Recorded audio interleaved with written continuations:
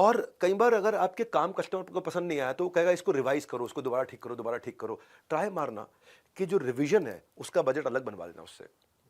ये भी तय करने का, लॉन्ग टर्म कॉन्ट्रैक्ट बन रहा है तो तय कर लेना कि मैं 5%, 10% हर 3 महीने, 6 महीने, 1 साल में बढ़ाऊंगा प्राइस।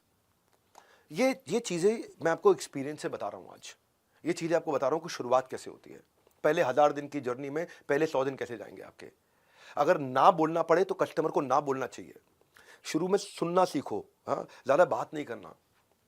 और देखिए एक चीज आपको समझाता हूं आपको मैं, क्योंकि इसने मुझे 2 साल तक बिजनेस देना है तो कम पैसे लगा देता हूं, नहीं। एक बात बताता हूं आपको, एक नया रूल समझाता हूं। 2 साल तक कम पैसे मिलने से ज्यादा अच्छा है कि 4 महीने में, 3 महीने में बहुत ज्यादा पैसे ले लो। आप क्या करो, शॉर्टर डे और हायर रेट ले लो। उससे क्या होगा, आज अपफ्रंट पैसा आना शुरू हो जाएगा, आपके पास कैश फ्लो अच्छे हो जाएंगे। कभी अगर दोनों में कंपेयर करना हो ना, और 4 महीने, 3 महीने का काम हो वर्सेस 1 साल का काम हो, और 3 महीने में आपको अच्छा पैसा मिल जाए, और बहुत कम करके 1 साल में बांट के टुकड़ों में लेने से अच्छा है कि शुरुआत में कैश फ्लो कैसे मेरे मजबूत रहेंगे। आज अगर अपफ्रंट पैसा आ गया, मैं मजबूत हो जाऊंगा, मैं कॉन्फिडेंट हो जाऊंगा बिजनेस करने के लिए। पहले 100 दिन में पैसा और कस्टमर, दो चीजें चाहिए होती हैं आपको। तो आप वैल्यू बेस्ड प्राइसिंग कैसे होती है वो आपको समझाता हूं। अपने फी स्ट्रक्चर को प्लान करो। कभी आप पर आवर भी कैलकुलेट करना चलेगा आपकी इंडस्ट्री में, या पर डे चलेगा, या पर यूनिट चलेगा, हाँ, जो आउटपुट दे रहे हो आप, या प्रोजेक्ट कंप्लीट करने पे चलेगा पैसा, या मिनिमम अमाउंट के साथ भी चलेगा, एमजी ले लिया आपने उससे, या परसेंटेज ऑफ प्रॉफिट चलेगा कि मैंने उसका धंधा बढ़ा दिया, उसके प्रॉफिट में परसेंटेज ले लूं। तो आप अपने जो फी स्ट्रक्चर को कैलकुलेट करोगे शुरुआत में, समझ में नहीं आता मैं कौन सा करूं, तो बिलेबल टाइम देख लो, हाँ, या फिर ओवरहेड एक्सपेंसेस और अपने प्रॉफिट मार्जिन को कंसीडर करो। पर हमेशा अपना लोएस्ट प्राइस दिमाग में क्लियर रख के जाना कि इसके नीचे नहीं जाऊंगा, हाँ, ये मेरा लोएस्ट प्राइस है। अपने बेंचमार्क, अपने रेट इंडस्ट्री में पकड़ के अपने लोएस्ट प्राइस को पकड़ के चलो। तो इसके लिए आपको कई बार अपनी न्यूमेरिकल वर्थ कैलकुलेट करनी आनी चाहिए, वो भी आपको समझाता हूं मैं। न्यूमेरिकल वर्थ कैलकुलेट करने से पहले अपनी कॉस्टिंग अंदर एक यूनिट की कितनी पड़ रही है, और बाजार में मेरे अगेंस्ट ऑप्शंस क्या अवेलेबल है, इनको पकड़ के चलना है आपको। अगर आप इनोवेटर हैं कोई, और कोई आप ऐसी चीज ले आए हैं जो बाजार में अवेलेबल नहीं है, और आप जल्दी शुरू में ले आए हैं, तो इस समय पूरा प्राइस चार्ज करो। बाद में प्राइस, जब और लोग बाजार में उतर जाएंगे तब प्राइस कम करो। इसके लिए ये पता है, या फिर दूसरी तरफ होता है बैरियर प्राइसिंग, प्राइस इतना कम कर दूं कि मेरा कॉम्पिटिटर ही ना घुस पाए।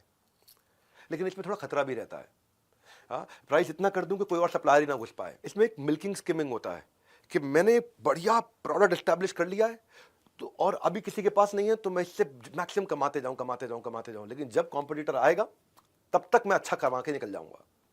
फिर एक होता है पेनिट्रेशन प्राइसिंग। ये क्या है, मेरे को अब इस मार्केट में मेरा प्रोडक्ट एस्टैब्लिश करना है, बढ़िया, अभी तक मेरे को रिजल्ट मिल गए, अब मैं ब्रेक इवन प्राइसिंग से पूरी मार्केट एक बार कैप्चर कर जाऊंगा कि मैं एग्रेसिव मार्केटिंग करूंगा ब्रेक इवन प्राइसिंग के साथ में, कि मैं भी कमाऊंगा नहीं, बस मुझे कस्टमर जोड़ने अपने साथ में। पर एक खतरनाक भी होता है, उसको बोलते हैं दूसरी तरफ लॉस लीडिंग। लॉस लीडिंग क्या है कि मैं कॉस्ट जो आ रही है उससे भी कम प्राइस करूंगा, है ना। Cost plus margin is actually price, लेकिन यहां क्या कर दिया, मैंने कॉस्ट से भी नीचे ले आया ताकि सारे कंपटीशन को पहले तबाह करूं, जो जियो ने किया, जियो ने किया। उसने सारे के सारे कंपटीशन को पहले आगे खत्म कर दिया। पहले वो गोल्डन स्टेटमेंट ये है कि जिस दिन आपने अपनी प्राइसिंग में गलती कर दी, आप अपने प्रॉफिट को खत्म कर रहे हो। इसलिए प्राइसिंग को समझना बहुत जरूरी है, हाँ? क्योंकि प्राइसिंग के बहुत तरीके हैं। एक तरीका होता है कि मैं पहले फ्रीमियम दूंगा फिर प्रीमियम पे लेके आऊंगा, पहले फ्री में दूंगा फिर प्रीमियम पे लेके आऊंगा। एक तरीका होता है वन टाइम अपफ्रंट चार्ज करूंगा, उसके बाद में छोटा छोटा मेंटेनेंस के लिए लेता रहूंगा। एक होता है कॉस्ट प्लस मॉडल, मेरी जो कॉस्ट आ रही है इसको बनाने में, वो आ रही है 78 रुपए, मुझे 78 रुपए के ऊपर 7 रुपए और चाहिए, 85 में बेचूंगा, वो हो गया कॉस्ट प्लस। एक हो गया कि मैं पहली सेल्स में नहीं कमाऊंगा, लेकिन अपसेल करके हाई मार्जिन आइटम बेच के कमाऊंगा। एक होता है जैसे वो इंडस्ट्रियल B2B बिजनेस होता है प्राइसिंग का, जिसमें बड़े बड़े बॉयलर लगा दिए जाते हैं इंडस्ट्री में, वो बॉयलर लगा के उसको ऑपरेशन और मेंटेनेंस का पैसा लेते रहते हैं। मैं इस बॉयलर को ऑपरेट करूंगा आपके बिहाफ पे, उसका पैसा कमाऊंगा। जो बड़े पोर्टल्स हैं वो कैसे कमाते हैं, जो ई कॉमर्स के पोर्टल्स हैं या शादी.com जैसे पोर्टल्स हैं, ये लोग ट्रांजैक्शन फी पे कमाते हैं। आपने ट्रांजैक्शन किया, आपस में इंटरैक्ट किया, मैं इस पे कमाऊंगा। कुछ लोग यूजेज पे कमाते हैं, जितना यूज करोगे, मैं सर्वर दे रहा हूँ, AWS दे रहा हूँ, अमेजॉन वेब सर्विसेज क्लाउड दे रहा हूँ, आप जितना इस्तेमाल करोगे उतना कमाऊंगा।